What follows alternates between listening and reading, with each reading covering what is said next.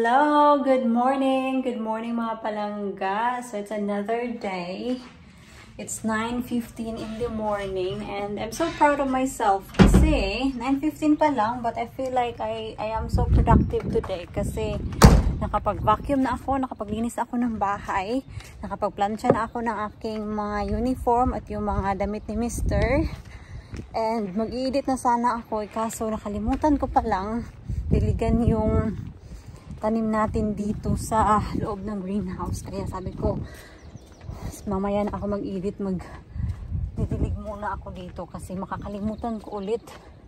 At mamaya pa naman, mamayang gabi, meron akong duty. So panggabi ako mga palangga. Kaya siguro, naging productive yung araw ko kasi alam ko na panggabi ako ngayon. And mamaya kailangan ko matulog. Magpahinga lang ba? I don't know if makakatulog ba ako. But what I'm going to do is mga 2 o'clock. I'm just gonna rest myself, my body, and yeah, I'll try to sleep. But if I cannot, then wala tayong magagawa. No sleeping. And as usual, nakalimutan ko yung aking tripod. Kaya, saan ko ba kayo ilalagay para makita niyo ako? Wala mga loves eh. Papatayin ko na muna yung cellphone ko ha. Babalikan ko kayo. So, ito na sila. Nadiligan ko na. So, didiligan ko to ulit tomorrow morning pag uwi ko sa aking duty. Yan. So, yung duty ko pala, nagsisimula siya 8 until 8. So, 8 in the evening and then uwi ka 8 in the morning. So, ay nako, wala na naman akong tulog nito. Pag night duty talaga ako, nasisira yung routine ko talaga mga palangga. Kasi, alam nyo yung tulog ko, mga 3, 4, 5 hours lang talaga. Hindi talaga ako nakakatulog ng maayos. Kasi of course, hindi ako sanay. Ang lamig-lamig ng hangin ha. Gusto ko magstay sa loob ng greenhouse kasi parang summer talaga. Like, tulad sa ating enclosure, sobrang nice and warm inside. Pero alam niyo mga love, si nanay, natutuwa ako kay nanay kasi hindi talaga maintindihan ni nanay yung concept sa greenhouse or tulad sa enclosure. Sinasabi ko talaga sa kanya, yung enclosure, mainit yung temperature. So, nagtatanong siya sa akin about sa aking mga halaman, sa aking mga lemon, kung okay lang ba sila. Sabi ko, okay lang. Then sabi niya, ilabas ko yung lemon ko daw. Sabi ko, na hindi pwede kasi mamamatay sila pag ilalabas ko kasi sobrang malamig talaga. So I was trying to explain to her na yung outside temperature is less than the inside temperature. So mas mataas yung temperature sa loob ng enclosure kaysa sa labas. So, mas bet yun ang ating lemon kung mainit yung temperature. So, yun yung sinasabi ko. Pero hindi talaga niya maintindihan ba? Sinabi talaga niya na, oh, iba kasi yung nasa sa loob at sa labas. She's arguing with me. And sabi ko na, hindi talaga pwede. Hindi yan tulad sa Pilipinas. Umulan pala mga palangga. Oh, kasi it's what? Nakatulog ako ng 1 oras. Sana ba yun si Mr.? It's time to go. So, si Mr. nandoon sa labas. So, magpapaalam tayo. Hello, Mr. Right. See you later. See you tomorrow. See you tomorrow, Mr. Love you. I love you too. Don't forget. What? I love you. Okay. Alright. See you later. Okay. Yes. I think so. Let's have a look. Yeah. Why are you going somewhere tomorrow? I don't think so. You never know, do you? Okay, I see you tomorrow. So what day you be at 8? Probably 7:30, yeah. Yeah. Okay, bye-bye, Han. Bye-bye. Magdadrive lang muna ako mga palangga and I'll see you later. Hello, I'm back. Mga palangga. So, 7:30 na pala ngayon ng gabi. Maliwanag pa. Ganito dito mga palangga pag summertime. matagal dumilim. Dumidilim dito mga 9 o'clock pag ganitong summertime. Hello! Good morning! It's another day mga palangga. Buhay na buhay pa yung lola niyo and full of energy pa kasi nakatulog ako mga palangga. First time ko makatulog sa aking night shift.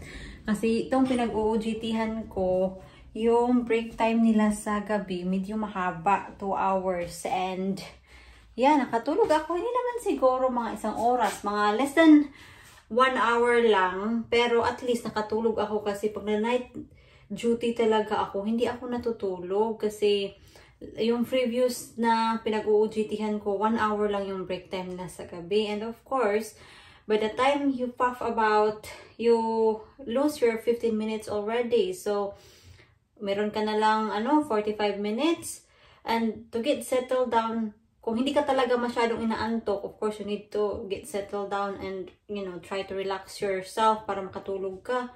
At yun, before ka makatulog, yung alarm mo, nag-set off na or aantukin ka na sana, pero yung alarm mo, nag-set off na. So, it's really good na they have 2 hours of break time kasi, yeah, it helps a lot talaga sa mga night stuff. And yeah, that's why hindi pa ako inaantok kahit na magna 9 o'clock na dito. So, kahapon, I instructed Mr. na mag-laundry. So, ayun, nag-laundry nga. Tapos na yung laundry. So, sasampay ko lang sila. Kasi, actually, yung forecast din ngayon, sabi, 18 degrees daw. So, let's take advantage of it. I don't know if it will be 18 degrees, but we'll just take a chance. Kasi sinasabi nila na 18 degrees, pero hindi naman talaga mag-18 degrees. Minsan, sasabihin nila 18 degrees, no rain, pero umulan. I know some of you in the Philippines are very envious sa weather nila dito.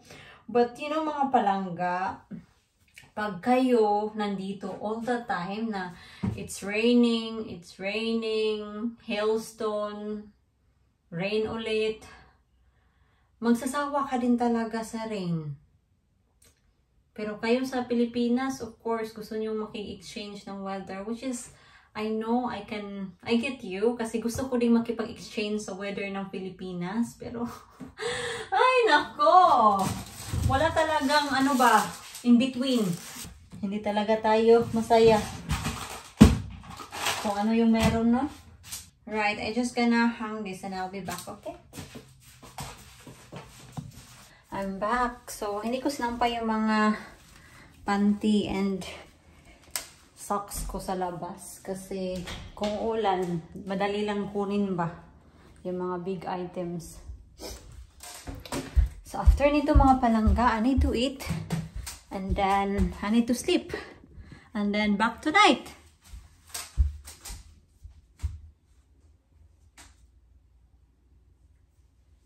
At kung nag-curious kayo mga palangga kung bakit I have to do 2,300 hours, kasi may ilang nagtatanong din kung bakit ang dami kong hours na ginagawa or kailangan kumpletuhin. So, nag-post kasi ako sa Facebook na yun na nga, nag-night shift ako and then, yeah, parang sinabi ko sarili ko, huwag kang antukin kasi malapit na makumpleto yung 2,300 hours mo. So, dito, for you to be qualified, you need to complete 2,300 hours within 3 years. So, kung hindi mo yun makumpleto, hindi ka mabibigyan ng PIN number mo.